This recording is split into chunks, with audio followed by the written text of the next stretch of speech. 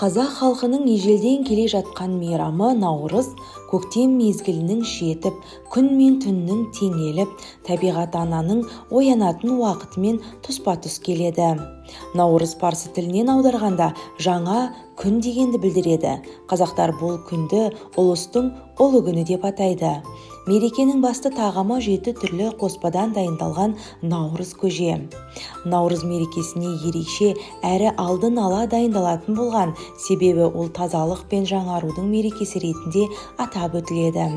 Осыған орай мереке жақындаған тұста үйдің айналасы мен арықтар, жылғаларды тазалап, бұлақтардың көзін ашып, адамдар ең сәнді киімдерін киіп шыққан. Әр үйде дәмге толы бай дастархан жайылған. Мереке кезінде қалың көпшілік бір-бірімен көрісіп, ыстық ықыластарын білдіріп, бір-біріне жаңа табыстар, жақсылықтар тілеген, ал ақсақалдар баталарын берген. Наурыз мейрамын бүкіл ауыл, ел болып тойлайды.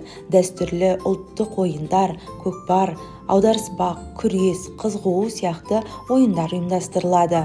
Мереке ән салып, би билеумен, ақындар айтысы қазақша күрес, ат жарысымен жалғасып кете береді.